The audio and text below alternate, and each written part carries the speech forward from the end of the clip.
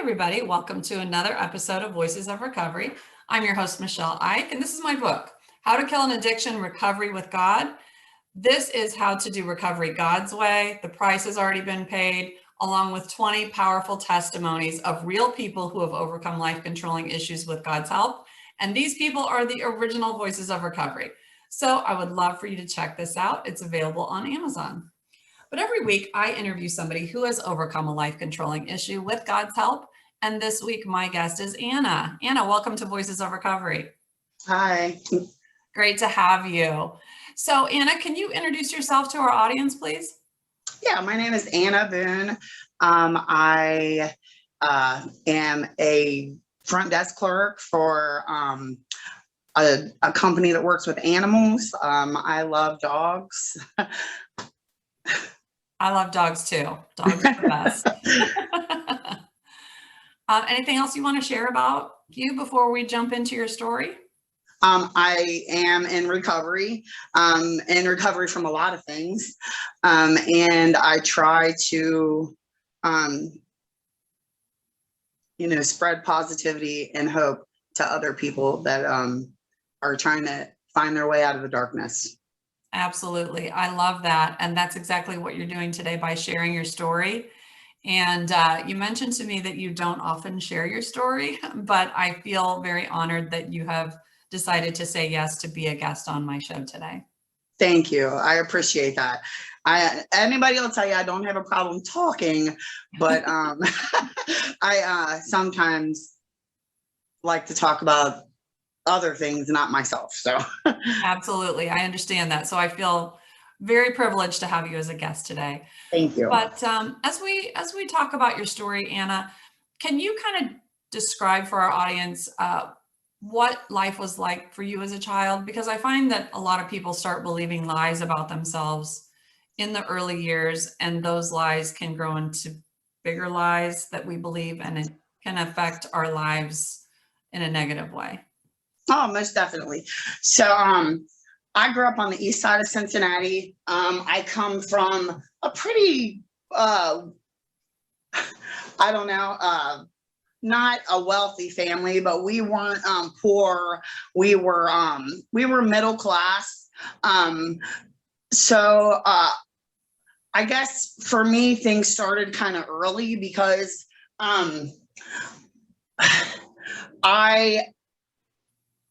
my father was never around. He left my mom when she was pregnant with me. So I never got to meet him in my whole life. Now I just found out recently that he's passed.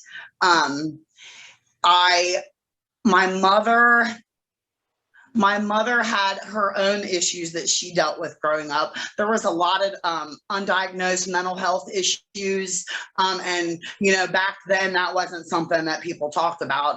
I'm 45 years old, and it was just shameful to have mental illness, and people labeled it as slow or not being able to, they were just, they were really mean to my mom. She went through her own series of trauma. But so she wasn't around a whole lot. She was, but I don't remember her. Like, I remember, I barely remember my mom until I was about 8 or 9. And then I just remember her and a lot of different boyfriends. I'm not saying that she was ever a bad mom. I don't remember her being around a lot. We did have our issues. She, I think, didn't know how to be a mother, and she thought of me as a threat. And that later on in my story, you'll understand what I mean.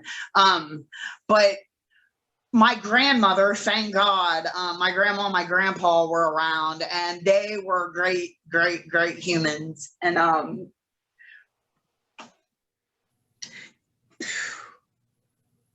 I'm sorry, but anyway, they were there for me, and And they helped me have as normal of a childhood as I can. I grew up down by the river, so we always were like climbing trees and riding dirt bikes and running in the woods. And I mean, I had a really good childhood, because of my grandparents. Like, I was very spoiled. I was raised around a lot of my cousins. So I mean, I was one of the only female cousins, like I did,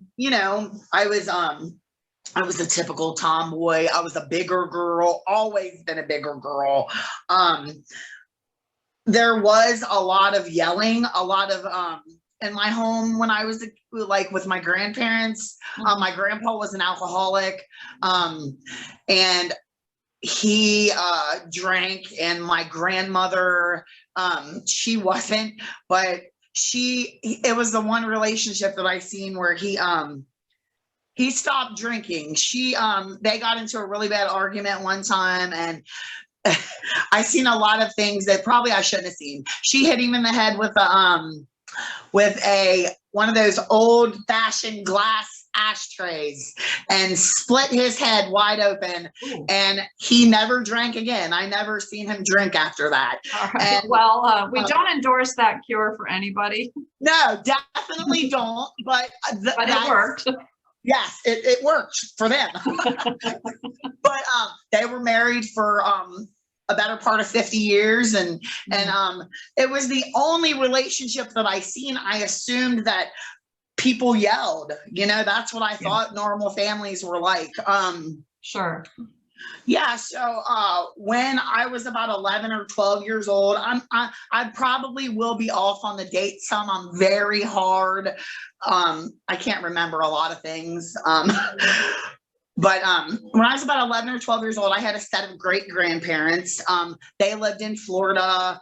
They would come up. I was spoiled by them also. They were my grandfather's mom and stepdad. And I was really close to them. I would go down there and go fishing. We would watch the spaceship take off down in Florida. It was like in his backyard. Like I can remember being a kid and watching that, and wow. But I was close with them. But when I was about 11 or 12, my grandfather committed suicide. Mm-hmm. He shot himself in the head with a .44 Magnum, and I was devastated by that. I thought, I don't know what I thought. I was pretty messed up in the head because of that. Mm-hmm. Shortly after that, his wife committed suicide. Wow. Right after he did. And so that was my grandmother and my great grandmother. And that was more trauma. Sure. And then right after that, my mom's boyfriend at the time, he raped me. And so I was a kid. I wasn't any more than 13 years old. And I didn't understand what was wrong with me because my mother at the time believed him over me. And she thought that I was being flirtatious and it was my fault.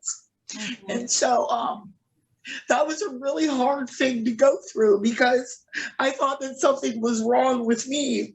But like even before that, there was something that wasn't right in my head because when the yelling would start, I would go into the closet and I would eat. I would eat because that was my go-to because I was scared and I was a little girl and I thought that something was really wrong with me. Wow. Well, Anna, I'm so sorry that happened. And I wish I could say that was the first time I heard that. Yeah. It isn't. And to have that kind of trauma and then to have somebody blame you for that is just, it's horrific. And what a wound that it leaves, and then pouring salt on that wound to say it's your fault. And then you talked about your grandparents and how they killed themselves. They were your stability, and that was taken from you. And again, you're not the first person I've heard who has been raised by grandparents. And we see it more and more in our world today where for whatever reason, parents aren't able to raise their children, and it falls on the grandparents to do that. And it's just very difficult. It's a challenging situation. But again, I'm so sorry that happened to you, and I can see where that would really affect you greatly. Being a girl at 13 is tough anyway, just Boy, hormonal changes and all of that puberty and everything. But then to have those situations on top of it, just it's so very sad. I'm so sorry. it's okay. I know that it was just, I've learned a lot over the years after years and years and years of therapy, that my mom did the best with what she did the best she could. She didn't know any better. She really didn't. And I forgave her for that a long time ago. That's But it that's still hurts. sure. Sure. Yeah. And forgiveness is a huge part of our walk with God, and it is not easy. And sometimes things happen to kind of revisit the wound a little bit. But after that That's happened, probably why I don't do this, because I don't want to revisit the wound. I don't want to keep revisiting it. I'm like, I'm past that, right, And then my right, friends remind me that there are other people out there that need to hear this. And then exactly. I'm reminded, that, oh, I need to humble myself and I need to do this for the Lord, because this isn't my story I'm telling, it's his, Mhm.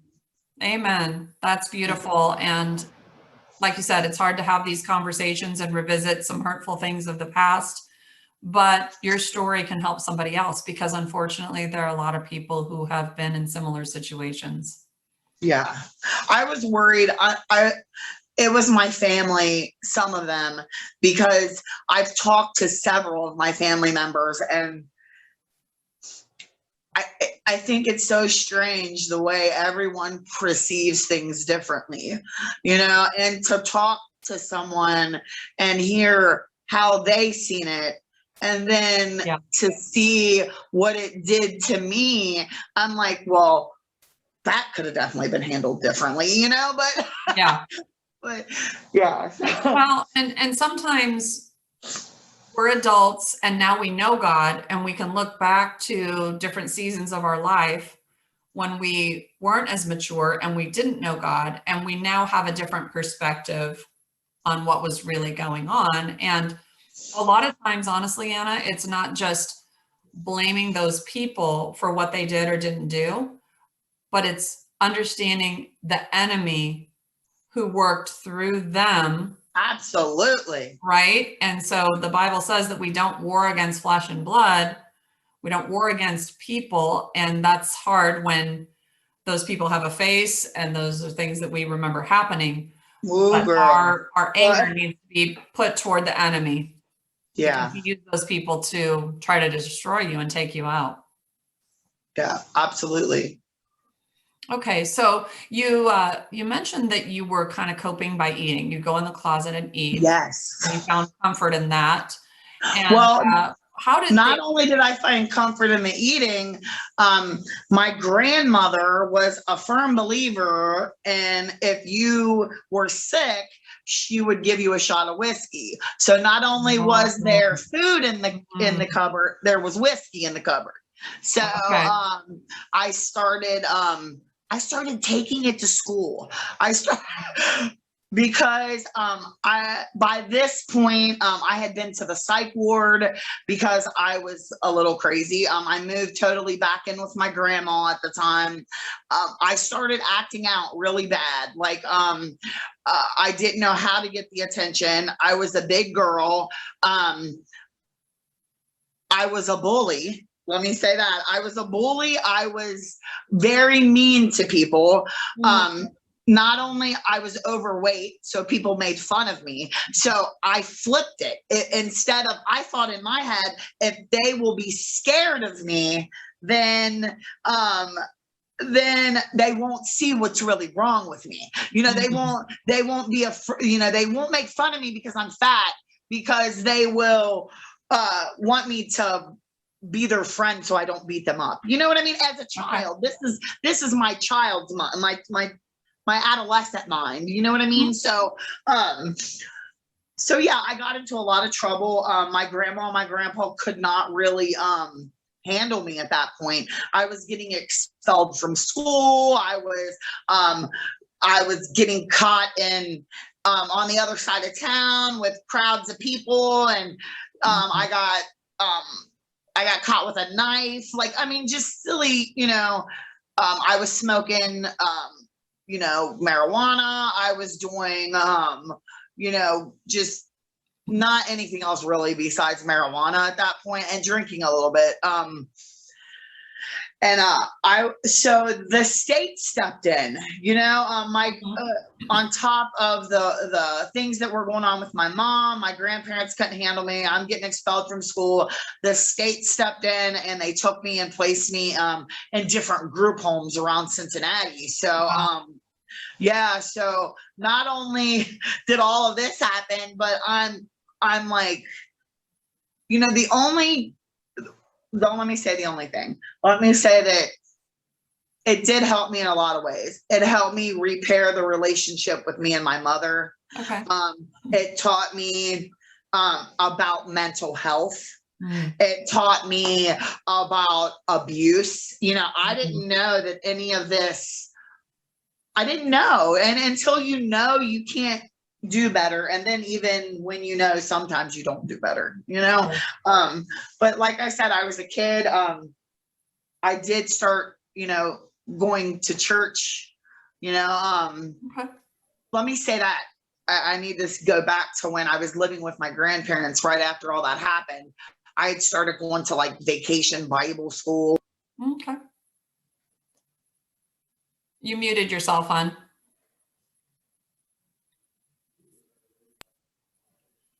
You started going to vacation Bible school, you were saying? Yeah, I was going to vacation Bible school.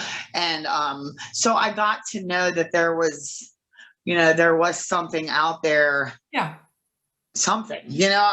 Right. It sounds like some seeds were planted. Yes, definitely. For the love of God and the presence of God. And here you are carrying around this huge wound.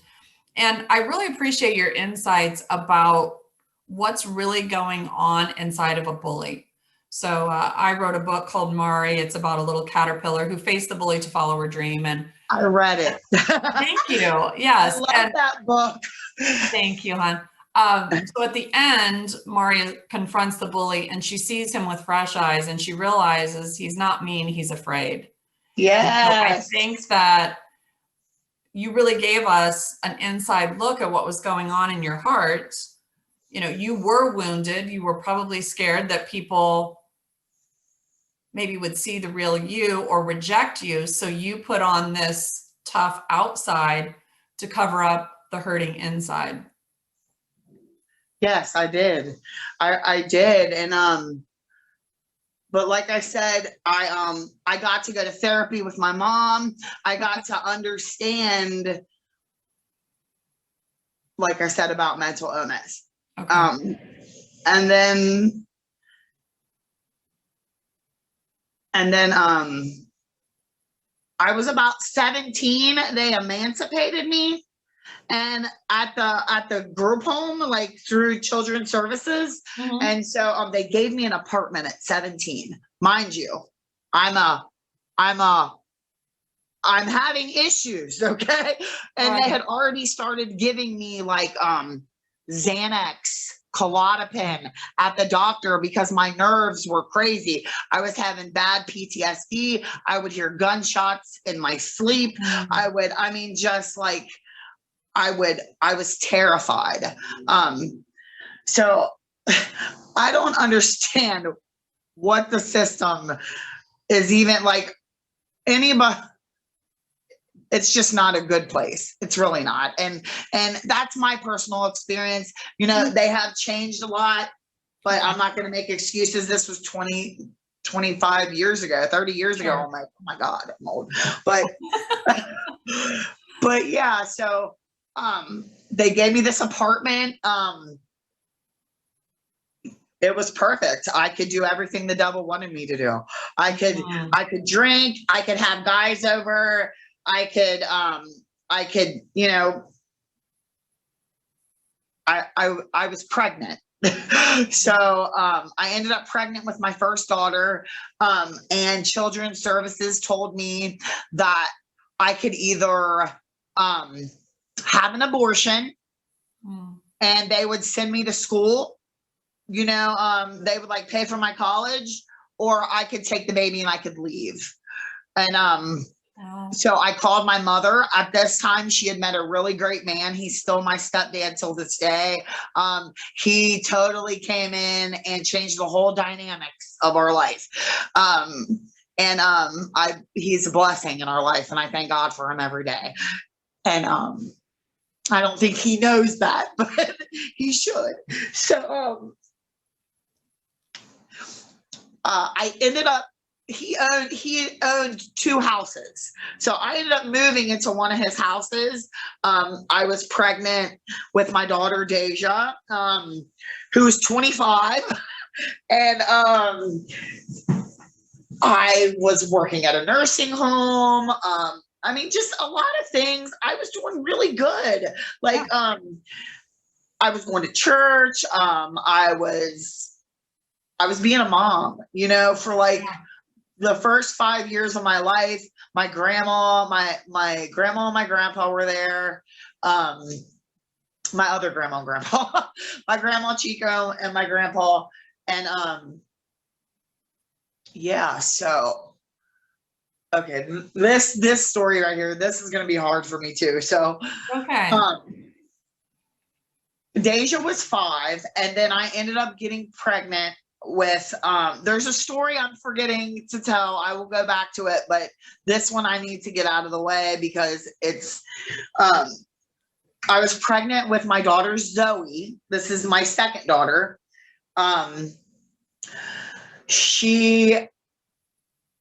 The guy that I got pregnant by didn't really want anything to do with Zoe. He, you know, was telling me how I was, I'm trying to use proper words on here, Michelle, work with me, was telling me how I was this and I was that. And he wanted me to have an abortion with Zoe. I didn't want to do it. I had met this other guy by that time. His name was Steve. He was the first Caucasian man that was ever interested in me, only because my whole life I had been a thicker white girl. You know, African American men were normally attracted to me. I thought that was that, I don't know. I think I was trying to please my family because in the end, it had nothing to do with whether he was white or black. I was just searching for men in general to fill that need, you know? So anyway, the point is when I had Zoe, this is where the drugs came into play, like the hardcore drugs. I'm sorry, Michelle. My daughter, Deja, was born with an illness that she had to have surgery every month of her life. So when she's about 5 years old, I had been with Steve for probably 8 months at this time. I had just had Zoe. So I had 2 daughters and this man. And he was using drugs and I didn't know it. I thought that he was taking my Xanax that I was getting from the doctor because he was falling asleep all the time. So I genuinely thought that he was taking my Xanax. He was not. I found a bag of syringes in my closet and found out that he was using heroin. So this is how quickly your life can change. I mean, it's like a split second thing. Like, anyway, I was with him and Deja needed to go to the hospital to have surgery that morning. And I needed someone to get up and go with me to watch Zoe. And I asked him to get up and he said that he couldn't go because he was sick. And I said, what do you mean you're sick? Like, do you need some cold medicine? Like, let's go get it. You know what I mean? And he's like, no, I'm dope sick. And I'm like, well, what do you need to fix that? You know what I mean? Like, I don't know. And he's like, well, if you just get me some, I'll be okay. And I'm like, well, if you come on and go to the hospital with me, I'll get it for you. You know what I mean? Because I got to go, we got to go right now. Right. I had no idea, Michele, that moment was going to change my entire life. That moment. So we went to the hospital. I got him what he needed. We went back to the house. When we went back to the house, my daughter Deja was crying that she wanted to go to my mom's because my mom had some popsicles and she had just had surgery on her throat. So I said, Steve, I'm going to drop you off the house. I'm going to run Deja down to my mom's. He was like, okay. Well, when he got out of the car, he said, do you want me to take Zoe upstairs with me? And I said, yeah, go ahead and grab her. I'm not thinking, I don't know at this point anything about heroin. I know nothing. So he grabs Zoe, he goes upstairs. I go and I take Deja to my mom's. I come back. When I come back, Zoe's sleeping and Steve asks if he can use the car. So I go ahead and I let him use the car. And I go and I cook dinner, and Zoe was a really hungry baby. Like, when she smelled food, she would be on the edge of the bed, bouncing in the thing, talking about mama, mama, and she would want food. So she wasn't like getting up. So I went in and I went to wake her up. And when I did, she was really groggy. She was like incoherent. She wasn't responding to me properly. I went ahead and fed her. I tried to feed her. When I did, she kept vomiting it back up. So I called my grandma and I'm like, Grandma, can you come get me and take me to the hospital? Because Steve has the car. So she comes and gets me and takes me to Children's. I'm there for approximately 12 hours. And Children's Hospital comes back and tells me that they call the police in first. They come and tell me that my daughter has been physically abused and accuse me of it. They accused me of it. And at this time, I don't know what's wrong with my daughter. I just know that they're accusing me of this. And I'm trying to understand. I'm like, wait a minute. I was gone. I wasn't there. I don't know. She was fine when she got out of the seat. She was fine. Like, I'm like, I don't understand. And he looks me dead in my face and he's like, ma'am, your daughter has 2 broken ribs, a crushed pancreas. She has fluid around her liver and her spleen is ruptured. And I said, what do you mean? I said, all I did was took my baby to my mom's and he came back. I said, I didn't do this. I didn't do this, and they called in detectives and I contacted him and I couldn't get a hold of him for a couple of days. And then he ended up coming to the hospital and speaking with the detectives. And when he did, the story that he told the detectives was that he took Zoe upstairs and he sat her down and he had mixed his heroin up and sat down to inject it. And when he did, he injected it and she hit her chin on the table.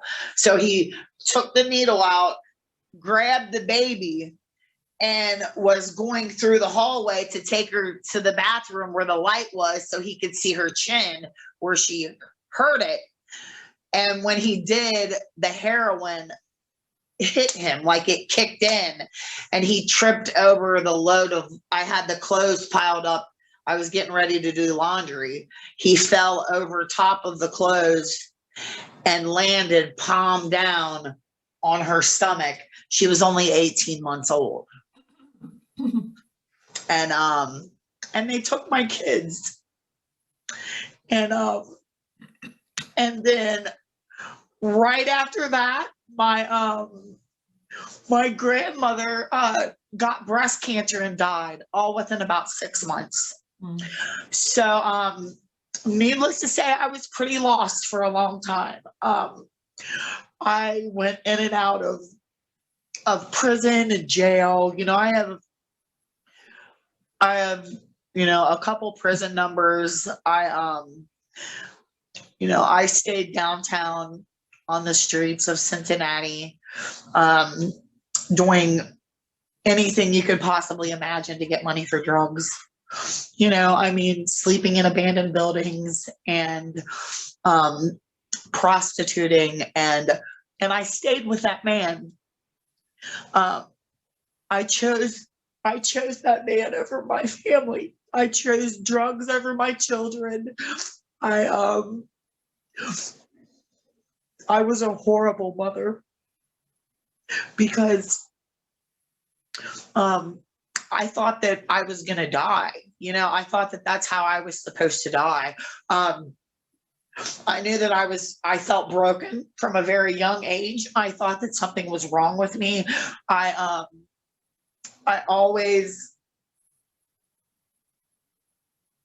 just always felt broken.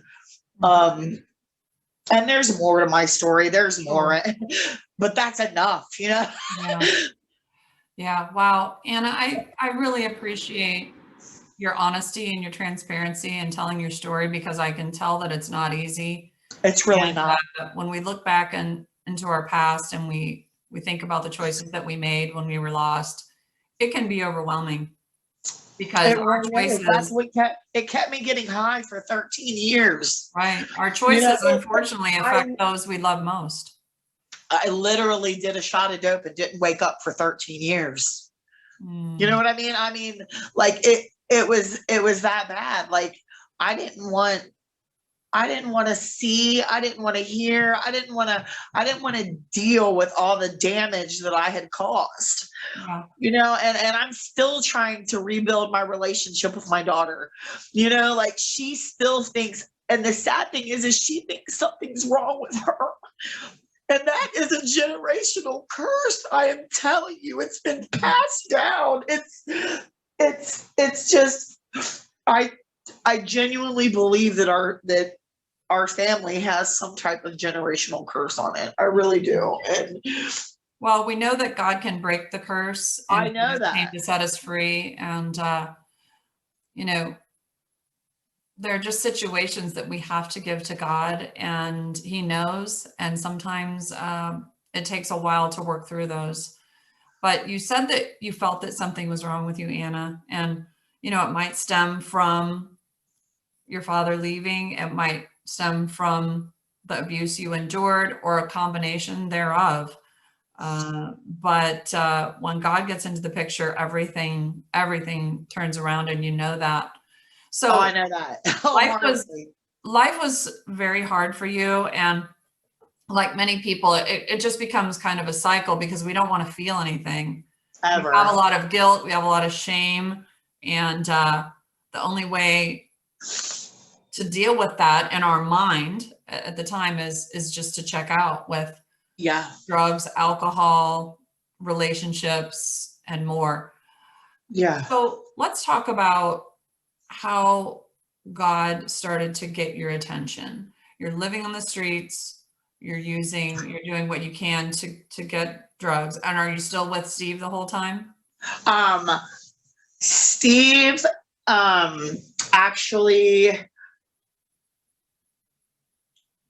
Steve caught HIV, and he got very, very sick. Okay. He went back to his mother's. I haven't been with Steve in about 8 years. Almost 9 years now. He's still the same person. He hasn't, he's not changed or done anything. But honestly, he left me. I will be honest, and I will say that he left me because he was sick, and I wouldn't leave the drugs. Because at this point, he, not only did he introduce me to the drugs, but he introduced me to the lifestyle. He took me after all of this happened. I had nowhere to turn. Everybody was gone, and he was the only constant in my life, at the time that I thought anyway. And he showed me the entire lifestyle. He taught me everything there was to know about human trafficking and earning, getting money, and just complete degradation. Wow. Anyway, he left me, and because I wouldn't leave downtown because he was sick. And then we split up for about a year, and I met someone else, and he's my husband now, so Beautiful. So how did God start to get your attention, Anna? okay. Rich is actually who it started with. Okay.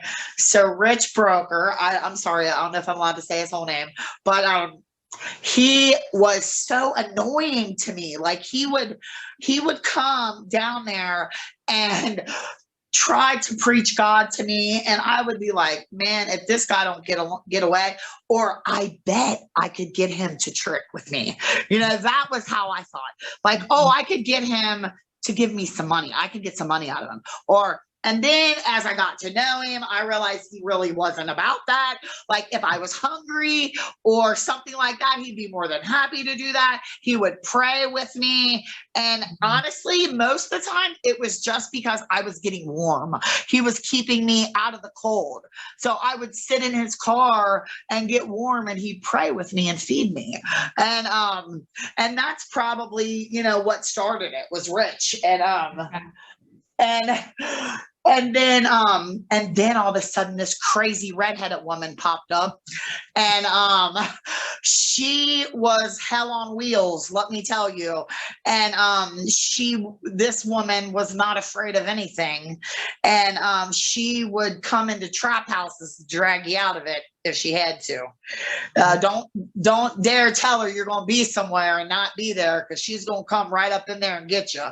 And so I was kind of worried because I thought she was going to exorcise me or do something. I wasn't sure what was happening, but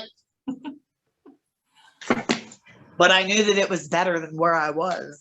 And I knew that when I was with her, there was a glimmer of hope. You know what I mean? Like, and then when I went to jail, she would come and see me. And when it was just, no matter what, Momma Scarlet was always there. I could call her at 3 o'clock in the morning and say, I just got my butt beat down on McMicken. I'm bleeding and I need to go to the hospital. And she would be there to take me and to sit with me and stay with me. I can remember the guy that I was with at the time had pushed me down and took my shoes off of my feet. And I called her and she came and got me with no shoes on. Just, I don't know, like she was just always there, just no matter what, whenever I turned my head, she was there.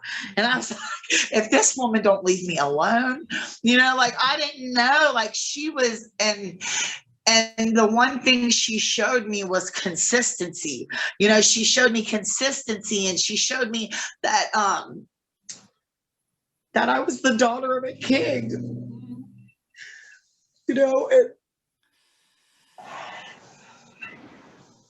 Yes. That's so beautiful, Anna. And the person that you're talking about is a dear friend of mine, and Momma Scar, and she is the founder of Women of Alabaster. I see you're rocking your Women of Alabaster shirt, and the tagline of that is "Leave her alone." And knowing Scar is such a beautiful privilege, because there are a lot of believers, and I know a lot of believers, and I am a believer. I love the Lord. But she is one of the few who did what Jesus told us to do, and that is lay our lives down.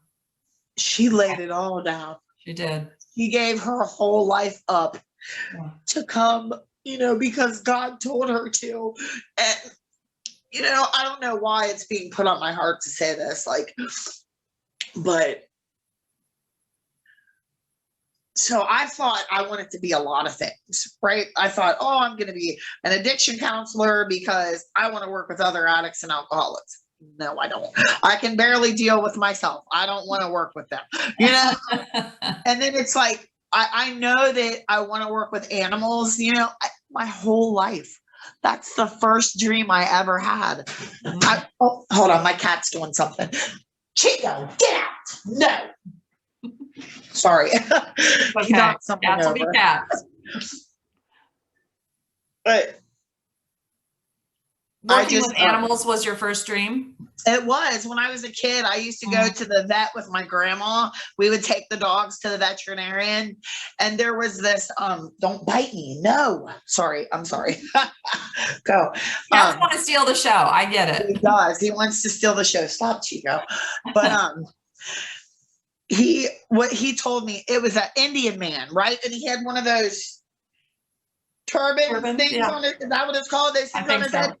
And he would tell me, I'd say, I want to do what you do when I get bigger. And he'd say, when you do, come here and I'll give you a job. He would tell me that all the time. He passed away now, but he was a really good man. And I love working with animals.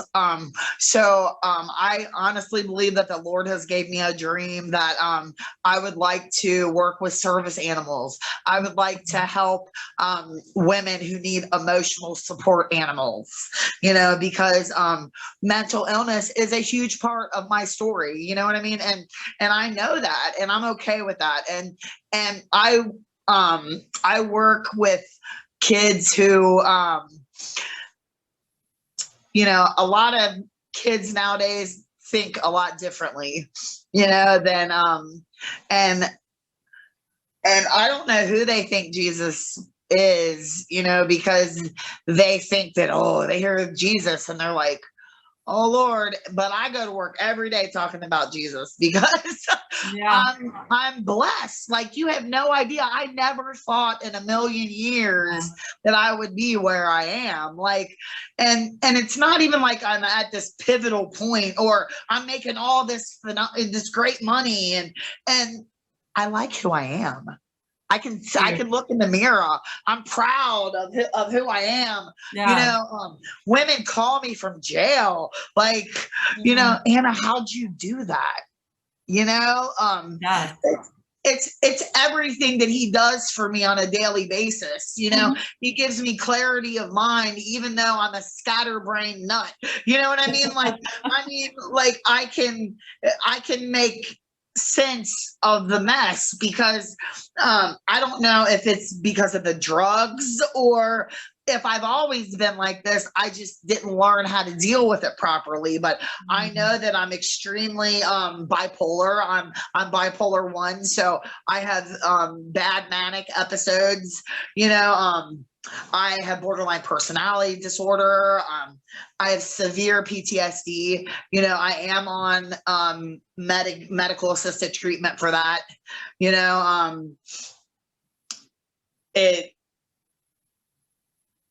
I'm happy with me. Like, Anna, I'm happy with the Lord. I'm happy with the Lord. When you can like yourself and love yourself, and I think that happens when we realize or we catch a glimpse of how much God loves us. And even in our mess, he loves us. While we were yet sinners, Jesus died for us. When we can receive his love, we can then begin to love ourselves. And that is huge. When you can look at the person in the mirror and say, you're okay, it's so huge on a daily basis for me. Like, I have to say, okay, Anna, you're tripping. Like, let me also, I didn't tell you, but I told you that I have a 25-year-old. She my relationships are phenomenal. That's the best part. That's the most fulfilling part of my life. Yeah. Like, my daughter, you know, my oldest is my best friend. Like, now don't get me wrong, she's 100% a replica of me, you know, and I'm trying to lead by example now.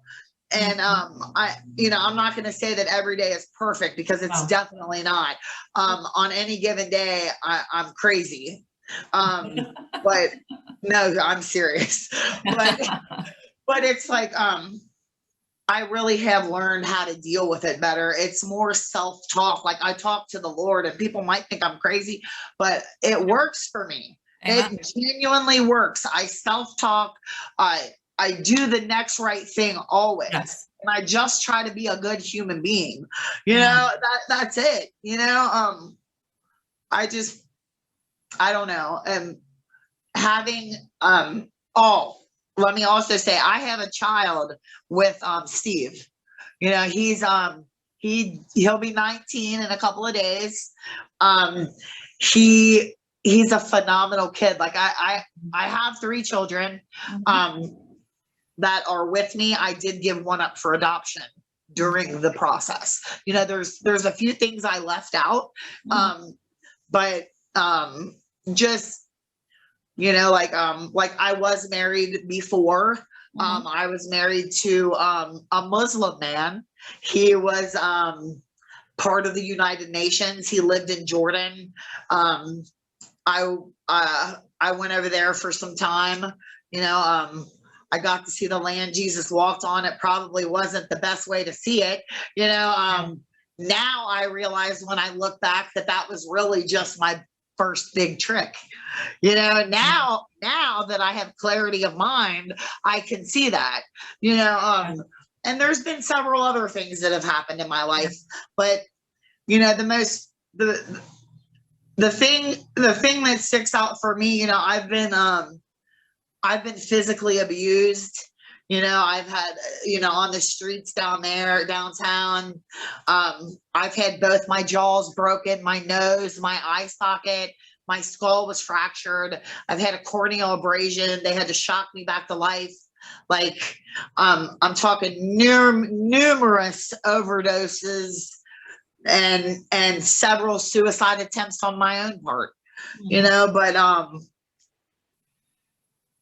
I honestly believe that I've been delivered from all that. Yeah. Like, I learned to embrace my crazy. I kind of just roll with it. You know, if I'm having a bad time, I have the best support network in the world. I could call 20 different women right now, and 10 of them would be at my door in 20 minutes. You know, like, it's just beautiful, because the Lord meant for us to have community. You know, you know, we have to have community in order to survive, you know, positive community. You know, you have to surround yourself with people who want more. I try to surround myself with people who want more than me. That way I don't get left behind. Like, if they're moving up, I have to move up with them, you know? Amen. Like, Amen. But you also have people, Anna, who are calling you from jail. So you're now being that person. Bless her heart. Yeah, you're being that person for them. So I just love your story, and I love what God has done in your life. And like you said, it's not perfect, but it's so much better than what it was before. And every day is a gift. When you've been through the things that you've been through, you can really have an appreciation for life and what God has done. And, you know, you said that you wanted to be a drug counselor at one point. You don't want to do that, but maybe you don't have that title, but you're doing that. You are shining brightly in your job. I'm definitely a peer supporter. Definitely. Absolutely. And I would do anything for Women of Alabaster and for Momma Scar. And I would do anything for that woman. You know, like, I mean, I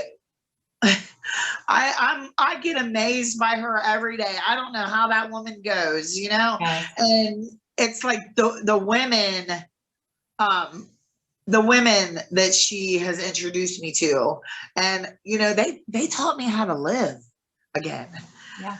You know what I mean? They literally, down to bathing properly again. Mm-hmm. I mean, I knew nothing. I was completely lost. Yeah. It's just, It's amazing. Well, it I really know a is. lot of the people who are watching this interview are familiar with Momma Scar and the Women of Alabaster. But for those of you who don't know, Women of Alabaster is an organization founded by Scarlett Hudson. She has a building in an undisclosed place in downtown Cincinnati, and she ministers to people who are caught in addiction and human trafficking. And I've had the privilege to volunteer there before, to visit the building. And it's just a little sanctuary in the midst of a very dark place. And, there are a lot of organizations that will jump in and help when you're ready to step out, when you're ready to move into recovery. But she is ministering to people who are still stuck in the mess and providing light in great darkness. And when I was there one day volunteering, Scarlett's assistant at the time said that they tried to provide people the opportunity to feel human again. Because as you know, Anna, the streets can beat you down and make you feel inhuman, really. Oh my And God. Yeah.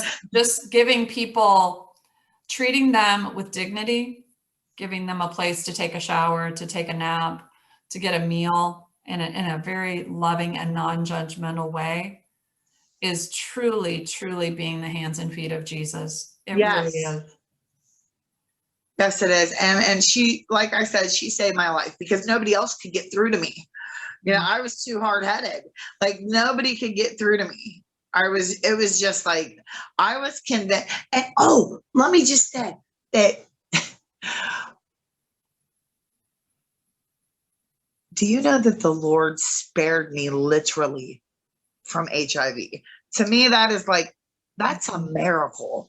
Like, I was literally having sex, shooting dope after this person, like, I mean, like, the same spoon, like, you know what I mean? Like, I at least 100 and 200, 300 times.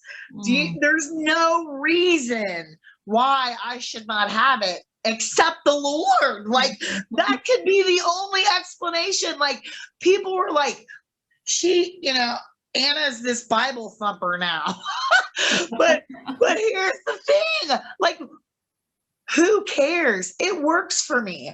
If it doesn't work for you, then let it go and keep moving. Because Right. Guess what? I'm happy. And what do I lose if I'm wrong? Yes. You know what I mean? What do I lose if I'm wrong? I know firsthand that the Lord rescued me when I got arrested.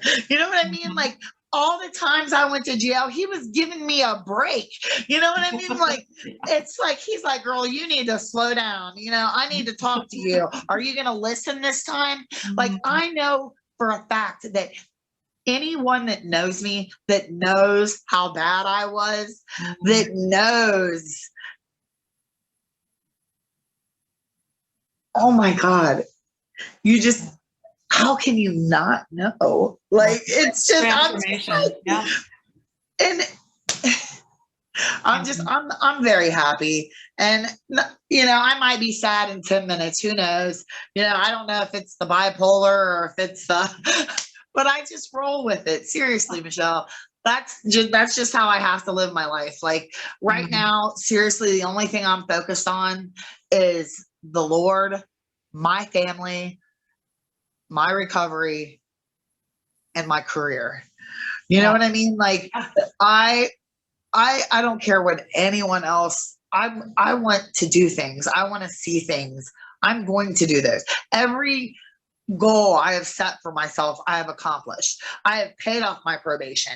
I have got my license back. up on my child support. You know what I mean? Like in almost 4 years, I'll be done with child support. I was $28,000 in the hole. I owe 13 now. 13. You know, so I'm paying my debt. I'm making amends. I'm trying to live a life for the Lord. Amen. And I don't care what anybody else thinks. I just don't. I don't have time for that. Amen. Yeah. Amen. Well, Anna, I've truly enjoyed hearing your story and Me how too. God has redeemed I it. enjoyed talking to you. Is there anything else that you'd like to add as we wrap up today?